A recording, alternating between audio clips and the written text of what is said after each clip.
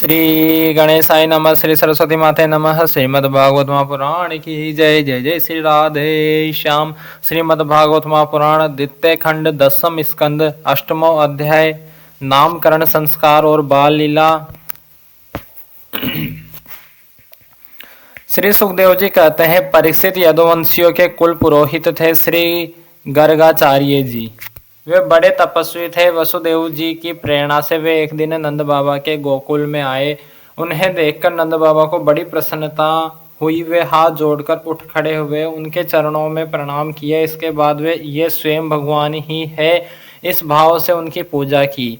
जब गर्गाचार्य जी आराम से बैठ गए और विधि पूर्वक उनका आतिथ्य सत्कार हो गया, तब नंद बाबा ने बड़ी ही मधुर वाणी से उनका अभिनंदन किया और कहा, भगवान आप तो स्वयं पूर्ण काम है, फिर मैं आपकी क्या सेवा करूं। आप जैसे महात्माओं का हमारे जैसे ग्रस्तों के घर आ जाना ही हमारे परम कल्याण का कारण है।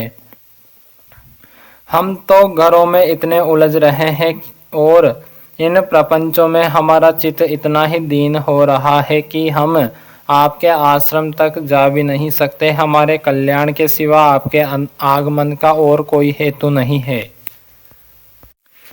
प्रभो, जो बात साधारणतः इंद्रियों की पहुंच के बाहर है अथवा भूत और भविष्य के गर्भ में निहित है, वह भी ज्योतिष शास्त्र के द्वारा प्रत्यक्ष जान ली जाती है।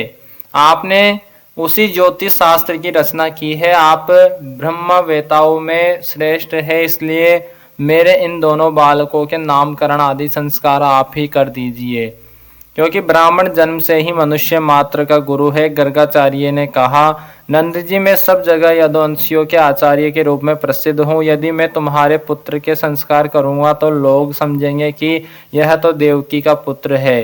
कंस की बुद्धि बुरी है, वह पाप ही सोचा करती है। वसुदेव जी के साथ तुम्हारी बड़ी घनिष्ठ मित्रता है। जब से देवकी की कन्या से उसने यह बात सुनी है कि उसको मारने वाला और कहीं पैदा हो गया है, तब से वह यही सोचा करता है कि देवकी के 8वें गर्भ से कन्या का जन्म नहीं होना चाहिए। यदि मैं तुम्हारे पुत्र का संस्कार कर दूं और वह इस बालक को वसुदेव जी का लड़का समझकर मार डाले तो हमसे बड़ा अन्याय हो जाएगा। नंद बाबा ने कहा, आचार्य जी, आप चुपचाप इस एकांत गौशाला में केवल स्वस्ति वाचन करके इस बालक का द्विजाति समुचित नामकरण संस्कार मात्र कर दीजिए। औरों की कौन कहे, मेरे सगे संबंधी भी इस बात को न जानने पावे।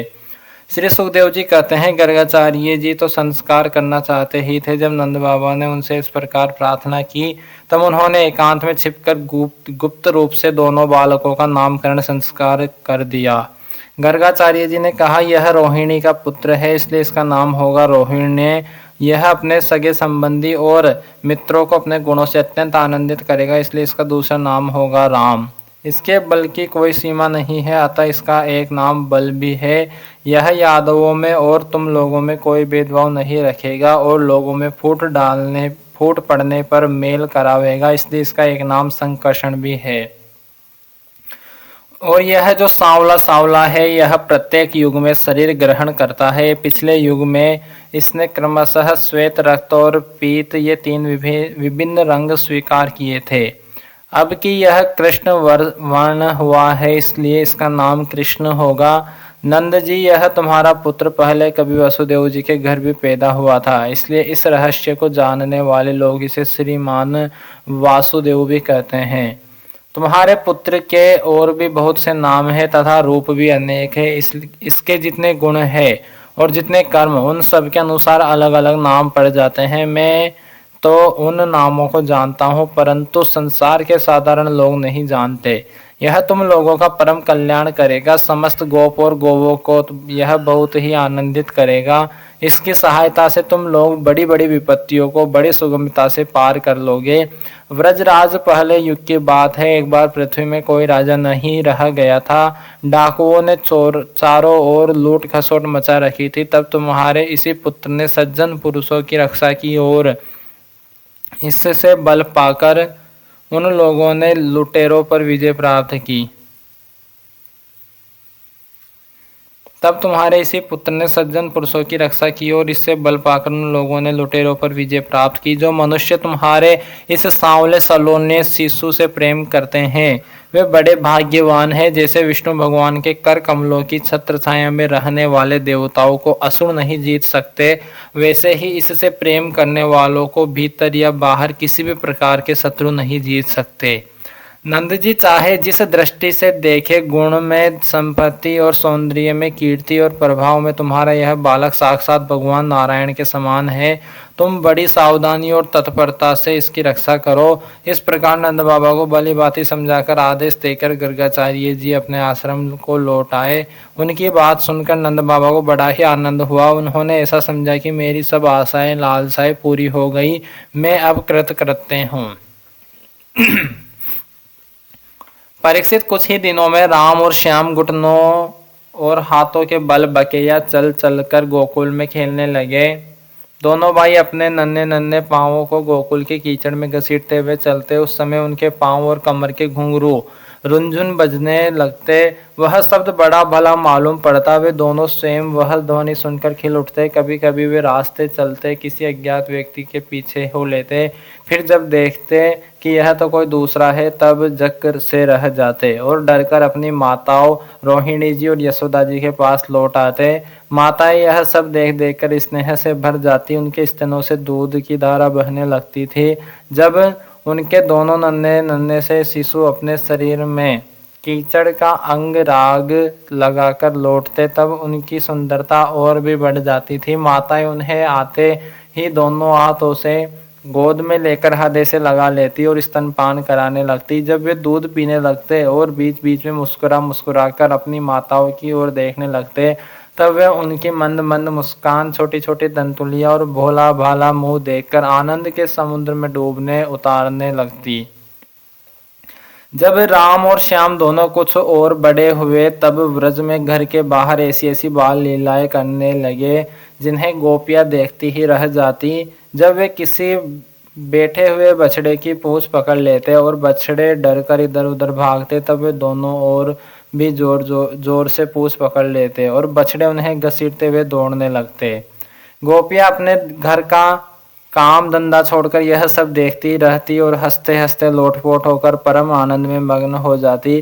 कन्हैया और बलदाव दोनों ही बड़े चंचल और बड़े खिलाड़ी थे। वे कहीं हरिन, गाय आदि सींग वाले पशुओं के पास दौड़ जाते तो कहीं धधकती हुई आग से खेलने के लिए कूद पड़ते। कभी दांत से काटने वाले कुत्तों के पास पहुंच जाते तो कभी आंख बचाकर तलवार उठा लेते, कभी कुएं या गड्ढे के पास जल में गिरते गिरते बचते, कभी मोर आदि पक्षियों के निकट चले जाते और कभी कांटों की ओर बढ़ जाते थे। माताएं उन्हें बहुत बरजती परंतु उनकी एक न चलती। ऐसी स्थिति में वे घर का काम धंधा भी नहीं संभाल पाती। उनका चित्त बच्चों की भय की वस्तुओं से बचाने की चिंता से अत्यंत चंचल रहता था। राज ऋषि कुछ ही दिनों में यशोदा और रोहिणी के लाडले लाल घुटनों के सहारा लिया बिना अनायास ही खड़े होकर गोकुल में चलने फिरने लगे। जब श्याम सुंदर घुटनों का सहारा लिए बिना चलने लगे तब वे अपने घर में अनेकों प्रकार की कौतुकमय लीला करने लगे। एक दिन सांवरे सलोने व्रज राजकुमार श्री कन्हैया लाल जी अपने सुने घर में स्वयं ही माखन चुरा रहे थे। उनकी दृष्टि मणि के खंभे में पड़े हुए अपने प्रतिबिंब पर पड़ी। अब तो वे डर गए अपने प्रतिबिंब से, बोले, अरे भैया मेरी मैया से कहियो मत, तेरा भाग भी मेरे बराबर ही मुझे स्वीकार है, ले खा ले भैया। यशोदा माता अपने लाला की तोतली बोली सुन रही थी। उन्हें बड़ा आश्चर्य हुआ। वे घर में भीतर घुस आई। माता को देखते ही श्री कृष्ण ने अपने प्रतिबिंब को दिखाकर बात बदल दी। मैया मैया यह कौन है? लोभवश तुम्हारा माखन चुराने के लिए आज घर में घुस आया है। मैं मना करता हूँ तो मानता नहीं और मैं क्रोध करता हूँ तो यह भी क्रोध करता है। मैया तुम कुछ और मत सोचना, मेरे मन में माखन का तनिक भी लोभ नहीं है। अपने दूध मुँहे शिशु की प्रतिभा देखकर मैया वात्सल्य स्नेह के आनंद में मग्न हो गई। एक दिन श्याम सुंदर माता के बाहर जाने पर घर में ही माखन चोरी कर रहे थे। इतने में ही देववश यशोदा जी लौट आई और अपने लाडले लाला को न देखकर पुकारने लगी, कन्हैया कन्हैया, अरे ओ मेरे बाप, कहाँ है, क्या कर रहा है? माता की यह बात सुनते ही माखन चोर श्री कृष्ण डर गए और माखन चोरी से अलग हो गए। फिर थोड़ी देर चुप रहकर यशोदा जी से बोले, मैया री मैया, यह जो तुमने मेरे कंकण में पदराग जड़ा दिया है, इसकी लपट से मेरा हाथ जल रहा था। इसी से मैंने इसे माखन के मटके में डालकर भुजाया था। माता यह मधुर मधुर कन्हैया की तोतली बोली सुनकर मुग्ध हो गई और आओ बेटा ऐसा कहकर लाला को गोद में उठा लिया और प्यार से चूमने लगी। ये व्रजवासियों के कन्हैया स्वयं भगवान है, परम सुंदर और परम मधुर। अब वे और बलराम अपनी ही उम्र के ग्वाल बालों को अपने साथ लेकर खेलने के लिए व्रज में निकल पड़ते और व्रज की भाग्यवती गोपियों को निहाल करते हुए तरह तरह के खेल खेलते। उनके बचपन की चंचलताएं बड़ी ही अनोखी होती थी। गोपियों को तो वे बड़ी ही सुंदर और मधुर लगती। एक दिन सब की सब इकट्ठी होकर नंद बाबा के घर आई और यशोदा माता को सुना सुना कर कन्हैया की करतूतें कहने लगी। अरे यशोदा, यह तेरा काना बड़ा नटखट हो गया है। गाय दूहने का समय न होने पर भी यह बछड़ों को खोल देता है और हम डांटती है तो ठटा ठटा कर हंसने लगता है। यह चोरी के बड़े बड़े उपाय करके हमारे मीठे मीठे दही दूध चुरा चुरा कर खा जाता है। केवल अपने ही खाता तो भी एक बात थी, यह तो सारा दही दूध वानरों को बांट देता है और जब वे भी पेट भर जाने पर नहीं खा पाते तब यह हमारे माटों को ही फोड़ डालता है। यदि घर में कोई वस्तु इसे नहीं मिलती तो यह घर वालों पर बहुत खींचता है और हमारे बच्चों को रुलाकर भाग जाता है। जब हम दही दूध को छीकों पर रख देते हैं और इसके छोटे छोटे हाथ वहां तक नहीं पहुंच पाते तब यह बड़े बड़े उपाय रचता है। कहीं दो चार पीड़ों को एक के ऊपर एक रख देता है, कहीं उखल पर चढ़ जाता है तो कहीं उखल पर पीड़ा रख देता है। कभी कभी तो अपने किसी साथी के कंधे पर ही चढ़ जाता है। जब इतने पर भी काम नहीं चलता तब यह नीचे से ही उन बर्तनों में छेद कर देता है। इसे इस बात की पक्की पहचान रहती है कि किस छीके पर किस बर्तन में क्या रखा है और ऐसे ढंग से छेद करना जानता है कि किसी को पता तक न चले। जब हम अपनी वस्तुओं को बहुत अंधेरे में छिपा देती है तब नंदरानी, तुमने जो इसे बहुत सी मणिमय आभूषण पहना रखे हैं उनके प्रकाश से अपने आप ही सब कुछ देख लेता है। इसके शरीर में भी ऐसी ज्योति है कि जिससे इसे सब कुछ दिख जाता है। यह इतना चालाक है कि कब कौन कहाँ रहता है इसका पता रखता है और जब हम सब घर के काम धंधों में उलझी रहती है तब यह अपना काम बना लेता है। ऐसा करके भी ठिठाई की बातें करता है, उल्टे हमें ही चोर बनाता है और अपने घर का मालिक बन जाता है। इतना ही नहीं, यह हमारे लीपे पूते स्वच्छ घरों में मूत्र आदि भी कर देता है। तनिक देखो तो इसकी ओर, वहां तो चोरी के अनेकों उपाय करके काम बनाता है और यहाँ मालूम हो रहा है मानो पत्थर की मूर्ति खड़ी हो। वहां रे भोले भाले साधु, इस प्रकार गोपियां कहती जाती और श्री कृष्ण के भीत चकित नेत्रों से युक्त मुख कमल को देखती जाती। उनकी यह दशा देखकर नंदरानी यशोदा जी उनके मन का भाव ताड़ लेती और उनके हृदय में स्नेह और आनंद की बाढ़ आ जाती। वे इस प्रकार हंसने लगती कि अपने लाडले कन्हैया को इस बात का उलाहना भी न दे पाती, डांटने की बात तक नहीं सोच पाती। एक दिन माता ने माखन चोरी करने पर श्याम सुंदर को धमकाया, डांटा, फटकारा। बस दोनों नेत्रों से आंसू की झड़ी लग गई और कर कमल से आंखें मलने लगी। ऊ करके रोने लगे। गला रुध गया, मुंह से बोला नहीं जाता था। बस माता यशोदा का धैर्य टूट गया। अपने आंचल से अपने लाला कन्हैया का मुंह पोंछा और बड़े प्यार से गले लगाकर बोली, लाला यह सब तुम्हारी ही है, यह चोरी नहीं है। एक दिन की बात है, पूर्ण चंद्र की चांदनी से मणिमय आंगन धूल गया था। यशोदा मैया के साथ गोपियों की गोष्ठी जुड़ रही थी। वही खेलते खेलते श्री कृष्ण चंद्र की दृष्टि चंद्रमा पर पड़ी। उन्होंने पीछे से आकर यशोदा मैया का घूंघट उतार लिया और अपने कोमल करों से उनकी चोटी खोलकर खींचने लगे और बार बार पीठ थपथपाने लगे। मैं लूंगा तोतली बोली से इतना ही कहते। जब मैया को समझ में बात नहीं आई तब उसने स्नेहाद्र दृष्टि से पास बैठी ग्वालिनों की ओर देखा। अब वे विनय से प्यार से फुसलाकर श्री कृष्ण को अपने पास ले आई और बोली, लालन तुम क्या चाहते हो? दूध? श्री कृष्ण तुम क्या चाहते हो? दूध। श्री कृष्ण, ना क्या बढ़िया दही, ना क्या खुरचन, ना मलाई, ना ताजा माखन, ना। ग्वालिनों ने कहा, बेटा रूठो मत, रो मत, जो मांगेंगे सो देंगी। श्री कृष्ण ने धीरे से कहा, घर की वस्तु नहीं चाहिए, और उंगली उठाकर चंद्रमा की ओर संकेत कर दिया। गोपिया बोली, अरे ओ मेरे बाप, यह कोई माखन का लोंदा थोड़ी ही है।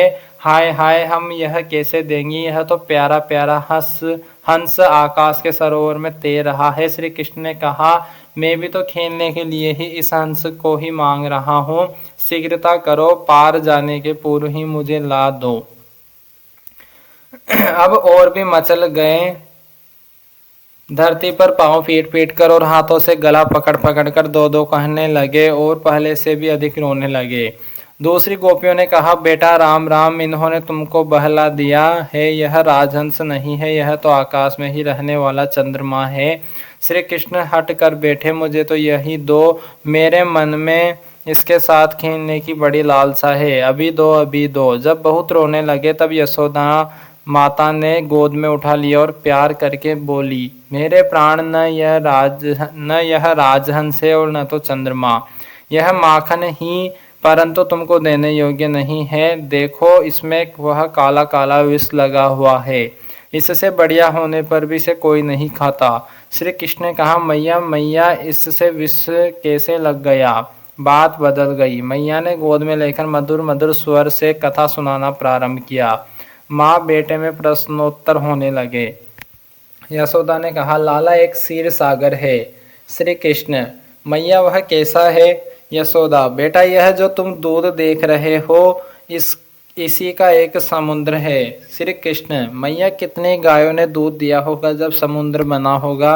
यशोदा, कन्हैया वह गाय का दूध नहीं है। श्री कृष्ण, अरे मैया तू मुझे बहला रही है, भला बिना गाय के दूध कैसे? यशोदा, वत्स जिसने गायों में दूध बनाया है वह गाय के बिना भी दूध बना सकता है। श्री कृष्ण, मैया वह कौन है? यशोदा, वह भगवान है, परंतु अग उनके पास कोई नहीं जा सकता अथवा गकार रहित है। श्री कृष्ण, अच्छा ठीक है, आगे कहो। यशोदा, एक बार देवता और दैत्यों में लड़ाई हुई। असुरों को मोहित करने के लिए भगवान ने क्षीर सागर को मथा।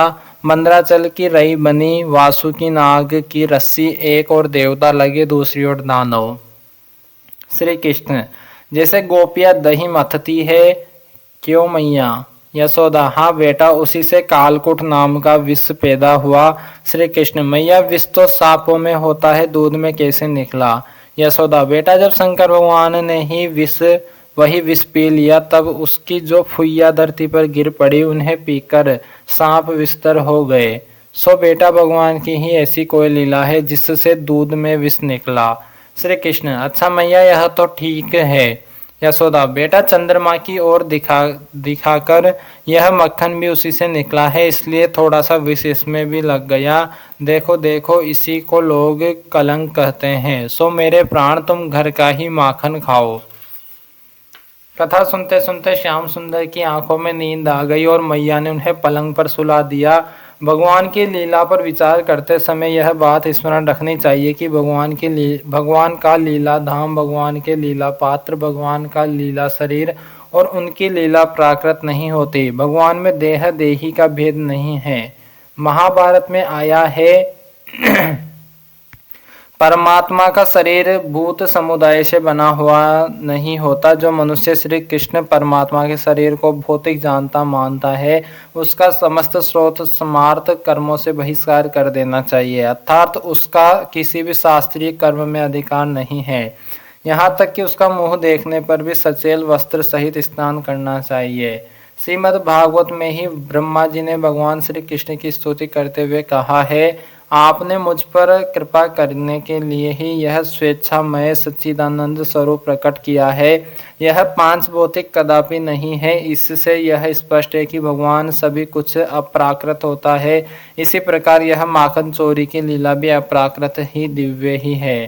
यदि भगवान के नित्य परम धाम में अभिन्न रूप से नित्य निवास करने वाले नित्य सिद्धा गोपियों की दृष्टि से न देखकर केवल साधन सिद्धा गोपियों की दृष्टि से देखा जाए तो भी उनकी तपस्या इतनी कठोर थी, उनकी लालसा इतनी अनन्य थी, उनका प्रेम इतना व्यापक था और उनकी लगन इतनी सच्ची थी कि भक्त वांछाल कल्पतरु प्रेम रसमय भगवान उनके इच्छानुसार उन्हें सुख पहुंचाने के लिए माखन की चोरी की लीला करके उनकी इच्छित पूजा ग्रहण करे, चीरहरण करके उनका रहा सहा व्यवधान का पर्दा उठा दे और रासलीला करके उनको दिव्य सुख पहुंचाए तो कोई बड़ी बात नहीं है। भगवान की नित्य सिद्धा चिदानंदमय गोपियों के अतिरिक्त बहुत सी ऐसी गोपियां और थी जो अपनी महान साधना के फल स्वरूप भगवान की मुक्त जन वांछित सेवा करने के लिए गोपियों के रूप में अवतीर्ण हुई थी।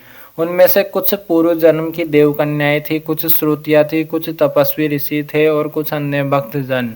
इनकी कथाएं विभिन्न पुराणों में मिलती है। श्रुति रूपा गोपियां जो नेति नेति के द्वारा निरंतर परमात्मा का वर्णन करते रहने पर भी उन्हें साक्षात रूप से प्राप्त नहीं कर सकती। गोपियों के साथ भगवान के दिव्य रसमय विहार की बात जानकर गोपियों की उपासना करती है और अंत में स्वयं गोपी रूप में परिणित होकर भगवान श्री कृष्ण को साक्षात अपने प्रियतम रूप से प्राप्त करती है।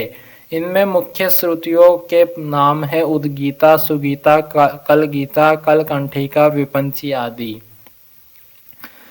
भगवान के श्री राम अवतार में उन्हें देखकर मुग्ध होने वाले, अपने आप को उनके स्वरूप सौंदर्य पर न्योछावर कर देने वाले सिद्ध ऋषिगण जिनकी प्रार्थना से प्रसन्न होकर भगवान ने उन्हें गोपी होकर प्राप्त करने का वर दिया था, व्रज में गोपी रूप से अवतीर्ण हुए थे। इसके अतिरिक्त मिथिला की गोपी, कौशल की गोपी, अयोध्या की गोपी, पुलिंद गोपी, रमा, वैकुंठ, श्वेत दीप आदि की गोपियां और जालंधरी गोपी आदि गोपियों के अनेकों यूथ थे जिनको बड़ी तपस्या करके भगवान से वरदान पाकर गोपी रूप में अवतीर्ण होने का सौभाग्य प्राप्त हुआ था। पद्म पुराण के पाताल खंड में बहुत से ऐसे ऋषियों का वर्णन है जिन्होंने बड़ी कठिन तपस्या आदि करके अनेकों कल्पों के बाद गोपी स्वरूप को प्राप्त किया था। उनमें से कुछ के नाम निम्नलिखित है। एक उग्र तपा नाम के ऋषि थे। वे अग्निहोत्री और बड़े दृढ़व्रती थे। उनकी तपस्या अद्भुत थी। उन्होंने पंचदशाक्षर मंत्र का जाप और रासोन्मत नव किशोर श्याम सुंदर श्री कृष्ण का ध्यान किया था। 100 कल्पों के बाद वे सुनंद नामक गोप की कन्या सुनंदा हुए। एक सत्य तपा नाम के मुनि थे। वे सूखे पत्तों पर रहकर दक्षाक्षर मंत्र का जाप और श्री राधा जी के दोनों हाथ पकड़कर नाचते हुए श्री कृष्ण का ध्यान करते थे। 10 कल्प के बाद वे सुभद्र नामक गोप की कन्या सुभद्रा हुए। हरिधामा नाम के एक ऋषि थे। वे निराहार रहकर कली काम बीज से युक्त विंशाक्षरी मंत्र का जाप करते थे और माधवी मंडप में कोमल कोमल पत्तों की सैया पर लेटे हुए युगल सरकार का ध्यान करते थे। 3 कल्प के पश्चात वे सारंग नामक गोप के घर रंगवेणी नाम से अवतीर्ण हुए। जाबाली नाम के एक ब्रह्मा ज्ञानी ऋषि थे। उन्होंने एक बार विशाल वन में विचरते विचरते एक जगह बहुत बड़ी बावली देखी। उस बावली के पश्चिम तट पर बड़ के नीचे एक तेजस्विनी युवती स्त्री कठोर तपस्या कर रही थी। वह बड़ी सुंदर थी। चंद्रमा की शुभ्र किरणों के समान उसकी चांदनी चारों ओर छिटक रही थी। उसका बायां हाथ अपनी कमर पर था और दाहिने हाथ से वह ज्ञान मुद्रा धारण किए हुए थी। जाबाली की बड़ी नम्रता के साथ पूछने पर उस तापसी ने बतलाया, मैं वह ब्रह्म विद्या हूँ जिसे बड़े बड़े योगी सदा ढूंढा करते हैं। मैं श्री कृष्ण के चरण कमलों की प्राप्ति के लिए इस घोर वन में उन पुरुषोत्तम का ध्यान करती हुई दीर्घ काल से तपस्या कर रही हूँ। मैं ब्रह्मानंद से परिपूर्ण हूँ और मेरी बुद्धि पे उसी आनंद से परितृप्त है, परंतु श्री कृष्ण का प्रेम मुझे अभी प्राप्त नहीं हुआ, इसलिए मैं अपने को शून्य देखती हूँ। ब्रह्मा ज्ञानी जाबाली ने उसके चरणों पर गिरकर दीक्षा ली और फिर व्रज वीथियों में विहरने वाले भगवान का ध्यान करते हुए वे एक पैर से खड़े होकर बड़ी कठोर तपस्या करते रहे। 9 कल्पों के बाद प्रचंड नामक गोप के घर वे चित्रगंधा के रूप में प्रकट हुए। कुशध्वज नामक ब्रह्म ऋषि पुत्र सुचिश्रवा और सुवर्ण देव तत्वज्ञ थे। उन्होंने शीर्षासन करके ही हंस मंत्र का जाप करते हुए और सुंदर कंदर्प तुल्य गोकुलवासी 10 वर्ष की उम्र के भगवान श्री कृष्ण का ध्यान करते हुए घोर तपस्या की। कल्प के बाद वे व्रज में सुधीर नामक गोप के घर उत्पन्न हुए। इसी प्रकार और भी बहुत सी गोपियों के पूर्व जन्म की कथाएं प्राप्त होती है। विस्तार भय से उन सब का उल्लेख यहाँ नहीं किया गया। भगवान के लिए इतनी तपस्या करके, इतनी लगन के साथ कल्पों तक साधना करके जिन त्यागी भगवत प्रेमियों ने गोपियों का तन मन प्राप्त किया था, उनकी अभिलाषा पूर्ण करने के लिए, उन्हें आनंद देने के लिए यदि भगवान उनकी मनचाही लीला करते हैं तो इसमें आश्चर्य और अनाचार की कौन सी बात है। रास लीला के प्रसंग में स्वयं भगवान श्री भगवान ने गोपियों से कहा है, गोपियों, तुमने लोक और परलोक के सारे बंधनों को काट कर मुझसे निष्कपट प्रेम किया है। यदि मैं तुमसे प्रत्येक के लिए अलग अलग अनंत काल तक जीवन धारण करके तुम्हारे प्रेम का बदला चुकाना चाहूँ तो भी नहीं चुका सकता। मैं तुम्हारा ऋणी हूँ, ऋणी ही रहूंगा। तुम मुझे अपने साधु स्वभाव से ऋण रहित मानकर और भी ऋणी बना दो, यही उत्तम है। सर्वलोक महेश्वर भगवान श्री कृष्ण स्वयं जिन महाभागा गोपियों के ऋणी रहना चाहते हैं, उनकी इच्छा होने से पूर्व ही भगवान पूर्ण कर दे, यह तो स्वाभाविक ही है। भला विचारिए तो सही, श्री कृष्ण गत प्राणा श्री कृष्ण रस भावित मति गोपियों के मन की क्या स्थिति थी। गोपियों का तन मन धन सब कुछ प्राण प्रियतम श्री कृष्ण का था। वे संसार में जीती थी श्री कृष्ण के लिए, घर में रहती श्री कृष्ण के लिए और घर के सारे काम करती थी श्री कृष्ण के लिए। उनके निर्मल और योगिंद्र दुर्लभ पवित्र बुद्धि में श्री कृष्ण के सिवा अपना कुछ था ही नहीं।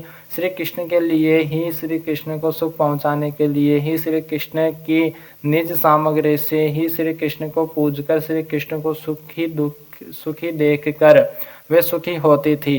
प्रातः काल निद्रा टूटने के समय से लेकर रात को सोने तक वे जो कुछ भी करती थी सब श्री कृष्ण की प्रीति के लिए ही करती थी। यहाँ तक कि उनकी निद्रा भी श्री कृष्ण में ही होती थी। स्वप्न और सुसुप्ति दोनों में ही वे श्री कृष्ण की मधुर और शांत लीला देखती और अनुभव करती थी। रात को दही जमाते समय श्याम सुंदर की माधुरी छवि का ध्यान करती हुई प्रेममय प्रत्येक गोपी यह अभिलाषा करती थी कि मेरा दही सुंदर जमे। श्री कृष्ण के लिए उसे बिलोकर में बढ़िया सा और बहुत सा माखन निकालूं और उसे उतने ही ऊंचे छीके पर रखूं जितने पर श्री कृष्ण के हाथ आसानी से पहुंच सके। फिर मेरे प्राणधन श्री कृष्ण अपने सखाओं के साथ लेकर हंसते और क्रीड़ा करते हुए घर में पदार्पण करे, माखन लूटे और अपने सखाओं और बंदरों को लुटाए। आनंद में मत होकर मेरे अंगने में नाचे और मैं किसी कोने में छिपकर इसी लीला को अपने आंखों से देखकर जीवन को सफल करूं और फिर अचानक ही पकड़कर हृदय से लगा लूं। सूरदास जी ने गाया है, मैयारी मोहि माखन भावे, जो मेवा पकवान कहती तू मोहि नहीं रुचि आवे। ब्रज जुवती एक फाछे ठाड़े, सुनत श्याम की बात, मन मन कहती कब हूँ अपने घर देखो माखन खात। बैठे जाई मथनियों के डिग में तब रहो छपानी, सूरदास प्रभु अंतर जामी, ग्वालिनी मन की जानी। एक दिन श्याम सुंदर कह रहे थे, मैया मुझे माखन भाता है, तू मेवा पकवान के लिए कहती है, परंतु मुझे तो वे रुचते ही नहीं। वही पीछे एक गोपी खड़ी श्याम सुंदर की बात सुन रही थी। उसने मन ही मन कामना की कि मैं कब इन्हें अपने घर माखन खाते देखूंगी, ये मथानी के पास जाकर बैठेंगे तब मैं छिप रहूंगी। प्रभु तो अंतर्यामी है, गोपी के मन की जान गए और उसके घर पहुंचे तथा उसके घर का माखन खाकर उसे सुख दिया। गए श्याम तिहि ग्वालिनी के घर, उसे इतना आनंद हुआ कि वह फूली न समाई। सूरदास जी गाते हैं, फूली फिरती ग्वाली मन मेरी पूछती, सखी परस पर बातें पायो परियो कछु कहे तेरी। पुलकित रोम रोम गद गद मुख बानी कहत न आवे, ऐसो कहा आही सो सखी रे हमको क्यों न सुनावे। तन न्यारा ये एक हमारो हम तुम एक रूप, सूरदास कहे ग्वाली सखिनी सो देखो रूप अनूप। वह खुशी से चीखकर फूली फूली फिरने लगी। आनंद उसके हृदय में समा नहीं रहा था। सहेलियों ने पूछा, अरे तुझे कहीं कुछ बड़ा धन मिल गया क्या? वह तो यह सुनकर और भी प्रेम विह्वल हो गई, उसका रोम रोम खिल उठा, वह गदगद हो गई, मुंह से बोली नहीं निकली। सखियों ने कहा, सखी ऐसी क्या बात है, हमें सुनाती क्यों नहीं? हमारे तो शरीर ही दो है, हमारा जी तो एक ही है, हम तुम दोनों एक ही रूप है, भला हमसे छिपाने की कौन सी बात है? तब उसके मुंह से इतना ही निकला, मैंने आज अनूप रूप देखा है। बस फिर वाणी रुक गई और प्रेम के आंसू बहने लगे। सभी गोपियों की यही दशा थी। रातों गोपियां जाग जाग कर प्रातः काल होने की बाट देखती, उनका मन श्री कृष्ण में लगा रहता। प्रातः काल जल्दी जल्दी दही मथकर माखन निकालकर छीके पर रखती, कहीं प्राणधन आकर लौट न जाए, इसलिए सब काम छोड़कर वे सबसे पहले यही काम करती और श्याम सुंदर की प्रतीक्षा में व्याकुल होती हुई मन ही मन सोचती, हाँ आज प्राण प्रियतम क्यों नहीं आए, इतनी देर क्यों हो गई? क्या आज इस दासी का घर पवित्र न करेंगे? क्या आज मेरे समर्पण किए हुए इस तुच्छ माखन का भोग लगाकर स्वयं सुखी होकर मुझे सुख न देंगे? कहीं यशोदा मैया ने तो उन्हें नहीं रोक लिया? उनके घर तो 9 लाख गोए हैं, माखन की क्या कमी है? मेरे घर तो वे कृपा करके ही आते हैं। इन्हीं विचारों में आंसू बहाती हुई गोपी क्षण क्षण में दौड़कर दरवाजे पर जाती, लाज छोड़कर रास्ते की ओर देखती, सखियों से पूछती, एक एक निमेष उसके लिए युग के समान हो जाता। ऐसी भाग्यवती गोपियों की मन कामना भगवान उनके घर पधार कर पूर्ण करते। अपने निज जन व्रजवासियों को सुखी करने के लिए ही तो भगवान गोकुल में पधारे थे। माखन तो नंद बाबा के घर पर कम न था, लाख लाख गोए थी, वे चाहे जितना खाते लुटाते, परंतु वे तो केवल नंद बाबा के ही नहीं सब व्रजवासियों के अपने थे, सभी को सुख देना चाहते थे। गोपियों की लालसा पूरी करने के लिए ही वे उनके घर जाते और चुरा चुरा कर माखन खाते। यह वास्तव में चोरी नहीं है, यह तो गोपियों की पूजा पद्धति का भगवान के द्वारा स्वीकार था। भक्त वत्सल भगवान भक्ति की पूजा स्वीकार कैसे न करे?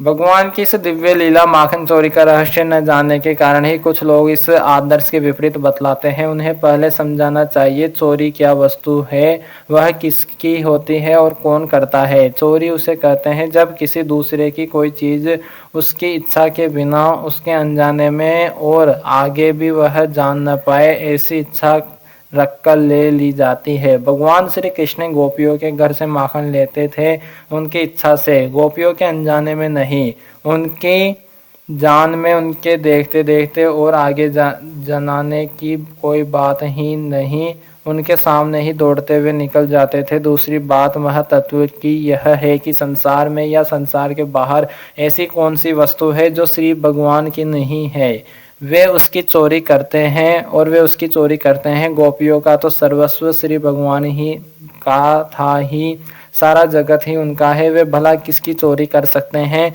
हाँ, चोर तो वे वास्तव में वे लोग हैं जो भगवान की वस्तु को अपना मानकर ममता आसक्ति में फंसे रहते हैं और दंड के पात्र बनते हैं। उपर्युक्त सभी दृष्टियों से यही सिद्ध होता है कि माखन चोरी न थी, भगवान की दिव्य लीला थी। असल में गोपियों ने प्रेम की अधिकता से ही भगवान का प्रेम का नाम चोर रख दिया था, क्योंकि वे उनके चित चोर तो थे ही।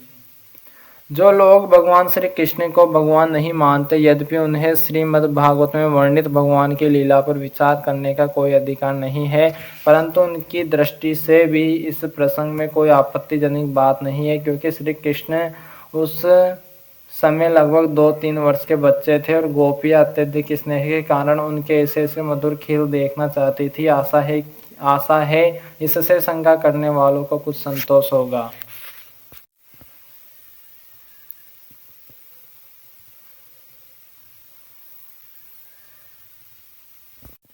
भगवान श्री कृष्ण ने विचार किया कि मुझ में शुद्ध सत्व गुण ही रहता है और आगे बहुत से रजोगुणी कर्म करने हैं, उसके लिए थोड़ा सा रज संग्रह कर ले। संस्कृत साहित्य में पृथ्वी का एक नाम समा भी है। श्री कृष्ण ने देखा कि ग्वाल बाल खुलकर मेरे साथ खेलते हैं, कभी कभी अपमान भी कर बैठते हैं, उनके साथ समान धारण करके ही क्रीड़ा करनी चाहिए, जिससे कोई विघ्न न पड़े। संस्कृत भाषा में पृथ्वी को रसा भी कहते हैं। श्री कृष्ण ने सोचा, सब रस तो ले ही चुका हूँ, अब रसा रस का आस्वादन करो। इस अवतार में पृथ्वी का हित करना है, इसलिए उसका कुछ अंश अपने मुख में स्थित द्विजो दांतों को पहले दान कर लेना चाहिए। ब्राह्मण शुद्ध सात्विक कर्म में लग रहे हैं, अब उन्हें असुरों का संहार करने के लिए कुछ राजस कर्म भी करने चाहिए। यही सूचित करने के लिए मानो उन्होंने अपने मुख में स्थित द्विजों को रज से युक्त किया। पहले विष भक्षण किया था, मिट्टी खाकर उसकी दवा की। पहले गोपियों का माखन खाया था, उल्हा न देने पर मिट्टी खा ली, जिससे मुंह साफ हो जाए। भगवान श्री कृष्ण के उदर में रहने वाले कोटि कोटि ब्रह्मांडों के जीव व्रज रज गोपियों के चरणों की रज प्राप्त करने के लिए व्याकुल हो रहे थे। उनकी अभिलाषा पूर्ण करने के लिए भगवान ने मिट्टी खाई। भगवान स्वयं ही अपने भक्तों की चरण रज मुख के द्वारा अपने हृदय में धारण करते हैं। छोटे बालक स्वभाव से ही मिट्टी खा लिया करते हैं। यशोदा जी जानती थी कि इस हाथ ने मिट्टी खाने में सहायता की है। चोर का सहायक भी चोर ही है, इसलिए उन्होंने हाथ ही पकड़ा।